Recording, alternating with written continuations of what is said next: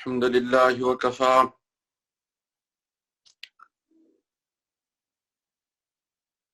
وسلام على عباده الذين اصطفى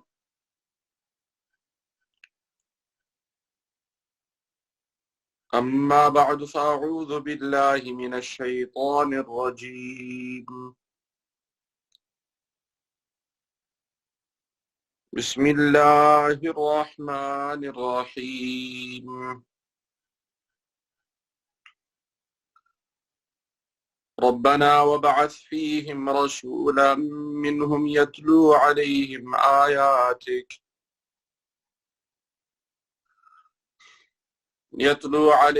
آياتك ويعلمهم الكتاب والحكمة ويزكيهم إنك أنت العزيز الحكيم صدق الله العظيم.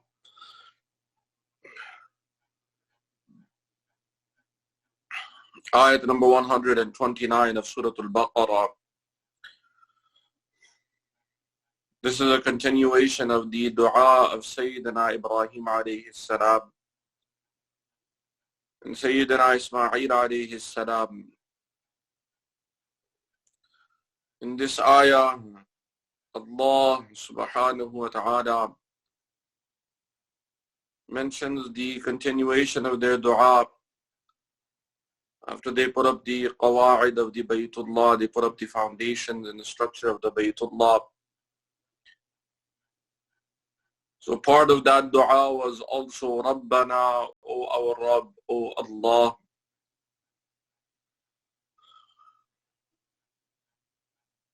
وَبَعَثْ فِيهِمْ رَسُولًا مِّنْهُمْ, and send amongst them, meaning amongst our offspring who will be Muslim.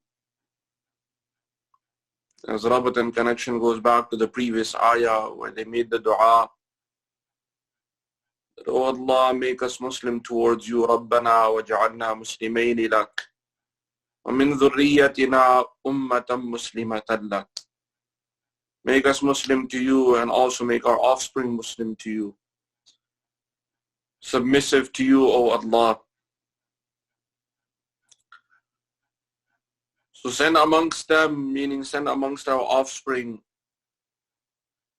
who will be Muslim, Rasulan, a great messenger, minhum, from them. And sending this great messenger from them, the job and the greatest purpose that can be ever given to any messenger, yatlu alayhim ayatik, that he'll be reciting your ayat to them. That he'll do the tilawat of your ayat to them, recite your ayat to them. And it was in this dua that they were making it very clear that the last Nabi, particularly Rasulullah sallallahu alayhi wasallam, that he will be sent in their offspring, in their progeny. And being sent in their progeny, they were making this dua that, O Allah, you make him, you help him in his task when you send him with your ayat, that he will recite your ayat to them. And in order for that to happen, that message has to also stay alive. So Allah subhanahu wa ta'ala has made a system for his Quran, for his Kalamullah, for his book, for his Kalam, for his Kitab, that Rasulullah sallallahu alayhi wasallam was given this wahi, this Quran. And he recited this Quran to the Sahaba radiyallahu anhum. There were those who memorized the Kalamullah, they memorized the Quran. The ayat that were coming, they committed those ayat to memory. They were hufad of the Quran. At the time of Rasulullah sallallahu alayhi wasallam, when Rasulullah sallallahu alayhi wasallam left this dunya, left this world, there were 27 Hufaz of the Quran.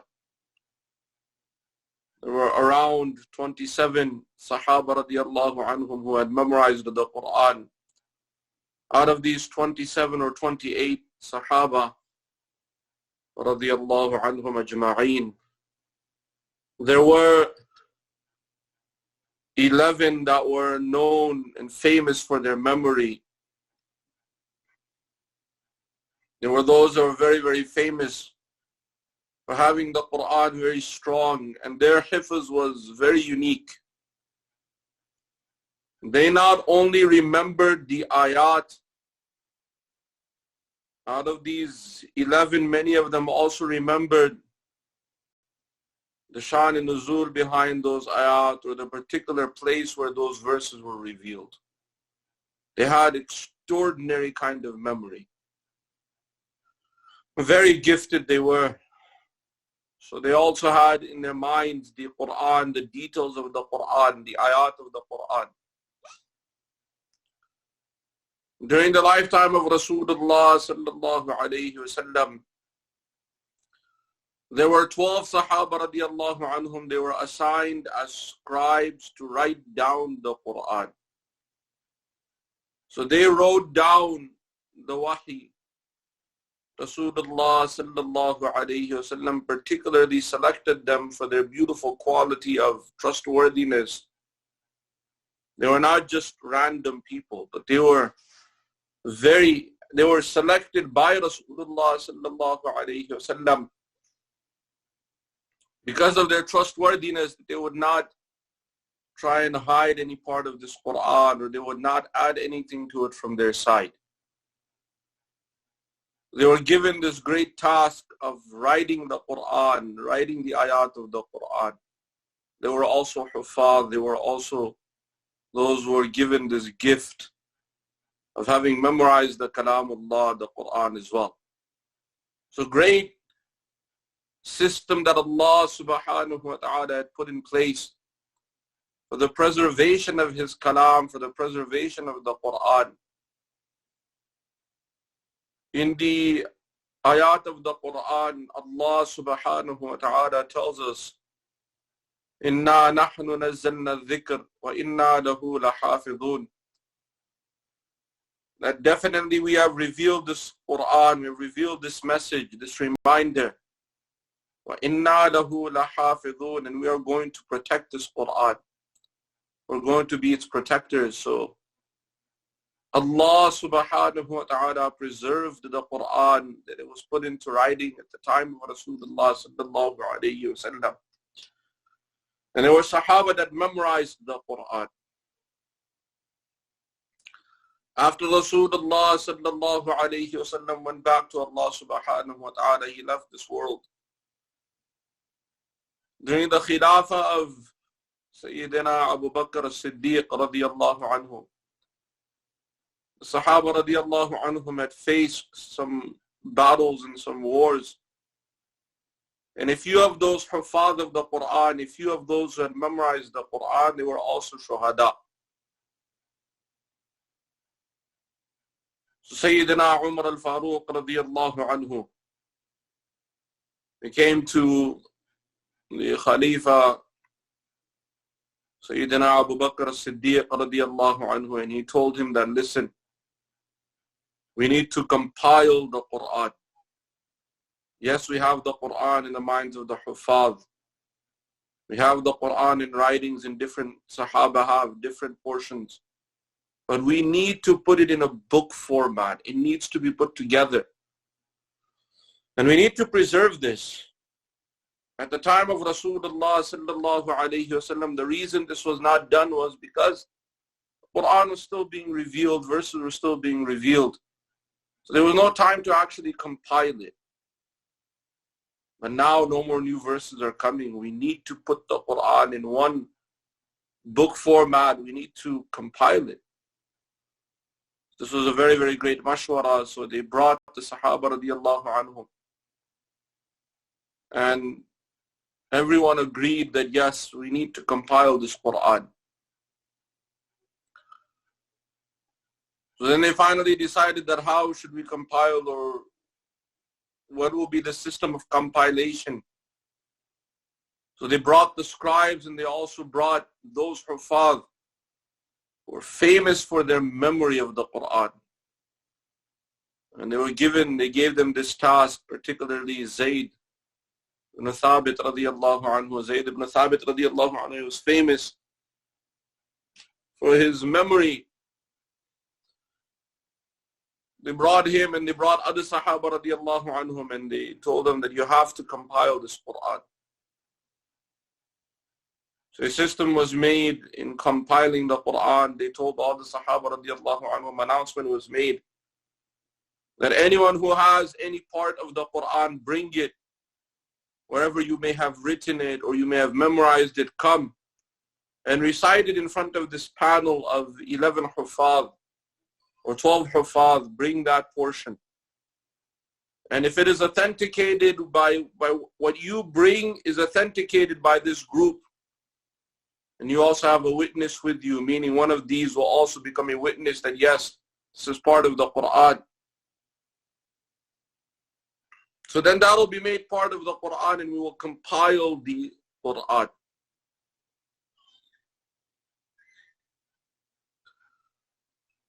So this system was put in place, and the Quran was compiled at the time of Sayyidina Abu Bakr as-Siddiq radiyallahu anhu during his Khilafah. During this time, everyone was given, or there was at least one copy of the Quran, and various tribes living in distances started also making copies of that, getting groups together and writing their own copies, so they would also have a copy. Then there came a time where you have to understand also the system of qira'at. You have the sab'a qira'at and ashra riwayat. This Quran was also revealed in the various types of, or the various modes of recitation. The different tribes of the Arab were reciting the Quran slightly different. And at that time, they did not have this system of Fatha, Kasra, Dhamma, or Zabr, Zer, Pesh that came later on. But the tribes had the writing of the Quran, and they would recite it slightly different based on their dialects. At the time of the Khilafah of Sayyidina Uthman radiyallahu anhu, there were certain differences that that came up. Some tribes were saying that the Quran should be recited their way. Others were saying, no, that way is wrong. Kind of a little disagreement started. Sayyidina Uthman radiallahu anhu, the khidmah that he did for the ummah was that he brought all the other copies the people had written in their own way, and he had them removed. And he only kept one copy, the copy of the Quraysh. And he said, this is the system as far as writing is concerned. It should be written like this. And everyone should know their own dialect by memory and keep the qira'at, learn it and study it. But do not get into any kind of disputes because all of them are right. It's not that big a difference in meaning or anything.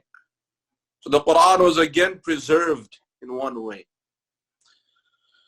So this system of the ayat of the Quran, from the very beginning, from day one, there were hufaz that had memorized the Quran. There were scribes that had written the Quran.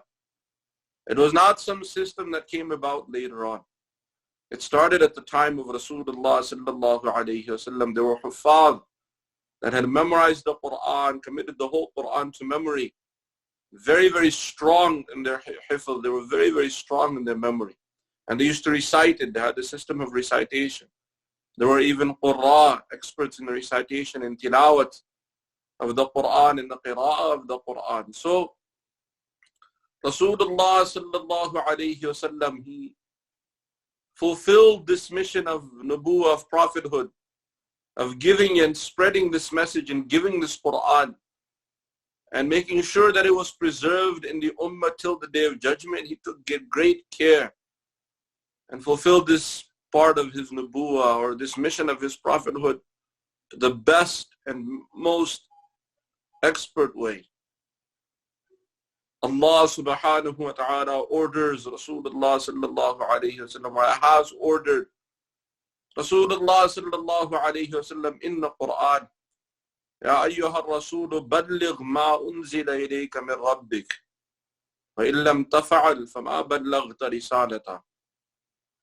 That, O Rasul, O Rasulullah sallallahu alayhi wa sallam, بلغ ما أنزل إليك من ربك, convey in the best manner whatever has been revealed to you from your Rabb. Convey this Quran, convey the message of the Quran, convey the ayat of the Quran in the best way. وَإِن لَمْ تَفْعَلْ, if you don't do this, فَمَا بَلَّغْتَ رِسَالَتَهُ, then you have not fulfilled the mission of your prophethood. You have not fulfilled the conveying of the message of your prophethood.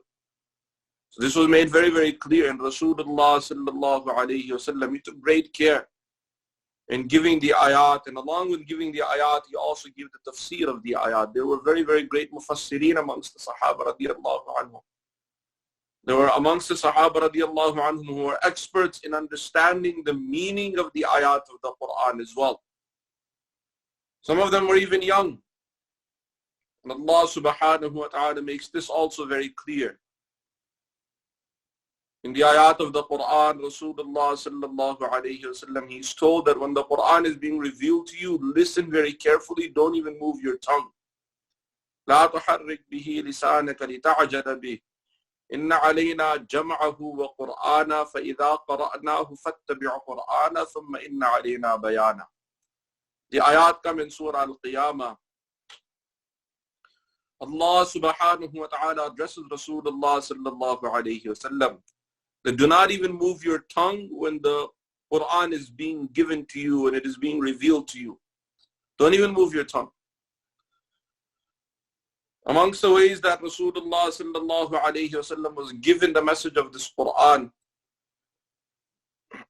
one of those ways was through Jibreel alayhi salam. Jibreel alayhi salam used to come and recite the ayat of the Quran to Rasulullah sallallahu alayhi wa sallam. And when Rasulullah sallallahu alayhi wa sallam, he would hear these ayat, so he used to recite them and repeat them very quickly. Like the Huffaz, when they're memorizing, they repeat one verse over and over, making sure they commit it to memory, they don't forget it. So Rasulullah sallallahu alayhi wa sallam, he also used to do this, reciting and repeating those verses. Allah subhanahu wa ta'ala addresses Rasulullah sallallahu alayhi wa sallam in the ayat of Surah Al-Qiyamah. لا تحرك به لسانك لتعجل به. Don't move your tongue trying to be in a hurry to remember it. إن علينا جمعه وقرآنه. It is our responsibility to gather this Quran for you and to also teach you its recitation. So you will not forget this Quran. You do not need to worry about this. فَإِذَا قَرَأْنَاهُ فَاتَّبِعْ قُرْآنَهُ. When the Quran is recited to you, just follow the qira'ah. Listen very, very carefully. The way it is being recited to you, just follow that. You don't need to quickly go back and make sure, oh, what if I forget this and what if I forget that? This is also another thing about memory. For those who want to memorize the Quran, we'll teach you some, I think we should go over some secrets of memory. Many want to become hafiz of the Quran. People ask, what is the secret to become hafiz of the Quran? Everybody wants to know the golden secret so that you can become hafiz overnight. There's no golden secret to become hafiz overnight. You have to put in the effort, you have to put in the time. But one of the things that we have seen in our experience of memorizing the Quran, and over the years, alhamdulillah, we have been given the privilege to teach the Quran as well. Many huffaz have come. One of the things we have seen is that those, you find people of different memory. Some are blessed, have very good memory. Some are not so blessed. They have to struggle to remember. There are a few things that we have seen because of our exposure and the gift that Allah subhanahu wa ta'ala has given us a chance to be involved with the Quran. A few points that we have seen. One is that those students, and this is kind of some of the secrets for those who really want to memorize the Quran, Those students who struggle with the recitation of the Quran, if they look at the book and they're struggling with reading, they will have much more struggle memorizing. You can take down these points if you want to. Make note of these points. So the first one is that if you want to memorize, make sure you have fluency in reading the Quran. One of the things that we have done now is that some of the Hufaz, some of our Mashayikh, they do is that they do not let a student start memorizing until he has recited in recitation, he has recited the whole Quran from beginning to end. So in the beginning, the student will learn the alif, ba, ta, sa, learn the letters, and then learn how to connect the letters, and learn the vowels, the fatha, kasra, dhamma, and then learning the connection, and so on and so forth. Then they will get to the reading of the Quran, reading verses slowly. Sometimes read one verse, two verses. Slowly they speed up with that. By the time they finish 1-2 juz reading, so they have gained enough fluency to be able to read 1-2 pages at a time. Then after they're reading few pages, their reading becomes smooth. Once the reading is made smooth, and you can take down these points, the next step, the next stage, is to teach them the rules of tajweed. Teach them qira'ah by teaching them the rules of tajweed. So once they learn the rules of tajweed, now they will not make a mistake in the pronunciation of the letters. They will not make a mistake in any of the words connecting, and so they'll know where to do ikhfa, ghunna, iqlab, ilhar, etc. These are rules of tajweed. So we teach them all those rules. And the ahkam of nun as-sakin, at-tanween, and qalqala, and all those other rules, whatever is out there. Once the students learn that, then we continue making them finish reading, complete the reading of the Quran. So now they're reading 5 pages, 6 pages, 10 pages a day in front of the teacher from the book. They're able to speed up their fluency of reading. Once they have gained that fluency in reading, then comes the next stage. I don't know, step number 3 or 4, whatever, if whoever is writing down the notes. The next step is that now you get to the memorizing part. What you do, what we start doing, is we make the students listen to an expert reciter, somebody who's an expert in the recitation of the Quran. And we make sure that that recitation is not too slow. An expert is some of the expert Qurra, Shaykh Abdul Basit, and many others, rahimahullah, and many others. But some of them, they recite too slow. So we don't want to do that slow reading. We want those tilawah, those recitations that are done a little bit quickly, like the Taraweeh speed. The famous Shaykh Sudais and Shaykh Shuraim and Shaykh Abdullah Ali Basfar and many others who are a little bit Taraweeh level speed. We want the students to listen to that. And what they will do is that the juz that they're memorizing, that is the juz they will listen to. So if they generally start with the 30th juz, so they will listen to the 30th juz from beginning to end. Even if they have not memorized that portion, they have to listen to the whole juz at least 2 times a day. So the recitation of the Taraweeh speed, what that does is that within 25-30 minutes, they're able to listen to the whole juz. So we do that once in the morning, and then again once at night before the student will go to sleep. So they will listen to that juz that they're memorizing. When they have memorized 3/4 of the juz, so if they've done 3/4 of the 30th juz, then we start making them listen to the 29th juz, the next juz that they will have to memorize. So by the time they get to the 29th juz, they've already spent a few days listening to it. So now that starts to develop fluency in their memory. Then we bring them to memorization. So while they're listening, the next step is that then we memorize. And then there are different methods of memorizing. But if this particular format is followed generally, it becomes easier to memorize, pages, multiple pages at a time, because there's already that fluency in reading. Sometimes we see that the students, they jump into memorizing without gaining fluency in reading. If they're not fluent in reading and they jump into memorizing, then it becomes very difficult for them to memorize. And also another unique miracle of the Quran that we have seen is that when you memorize the Quran, you have to memorize it in rhythm. Like how the Qur'an, when they recite it, you don't speak the Quran, you recite the Quran. So also if you want to memorize the Quran, it is memorized with the rhythm of tilawa, with the rhythm of qira'ah. Then yes, you can memorize it easier. But if you're trying to memorize it like how you speak, how you talk, it becomes very difficult to remember it. You might be able to memorize, but again, it'll be very, very difficult to remember.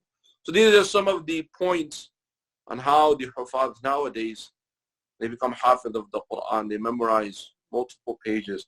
And even in this method, it takes time. Nothing happens overnight. It takes many months, if not years of effort. So this is kind of just a brief summary of how the Quran, we take the students from the very beginning, gradually make them memorize the Quran. And memorization of the Quran is the first step. Then the next step is learning the translation of the Quran. And after that comes the Tafseer of the Quran. And then after that, you have all the other funun and ulum of deen. You have the Arabic language and the hadith and fiqh and so on and so forth. But this is the first step, is just to memorize the Quran, and it has its own system. So that is just kind of how, just briefly, how the steps of the students becoming Hafid of the Quran. Those are just some of the brief steps that we take them through when we want them to become a Hafid of the Quran. So this is just the first portion of the ayah. يَتْلُو عَلَيْهِمْ آيَاتِكَ. That Allah sent a great messenger amongst them who recite your ayat to them. So the tilawat of the Quran, the recitation of the Quran, and those who recite the Quran have a very, very special place in this deen of Islam. May Allah subhanahu wa ta'ala give us understanding and give all of us the tawfiq to practice His deen. وَمَا عَلَيْنَا إِلَّا الْبَلَاغِ.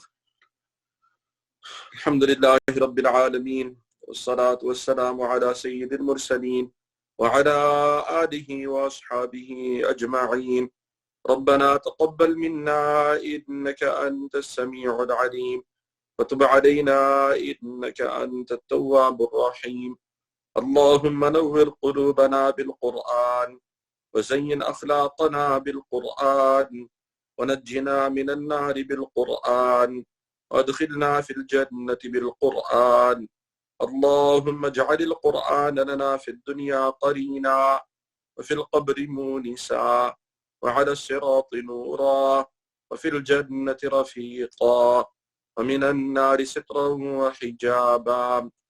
ربنا آتنا في الدنيا حسنة وفي الآخرة حسنة وقنا عذاب النار.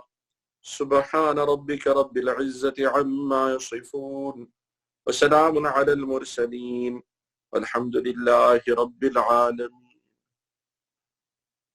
سبحان الله وبحمده سبحانك اللهم وبحمدك نشهد أن لا إله إلا أنت نستغفرك ونتوب إليك.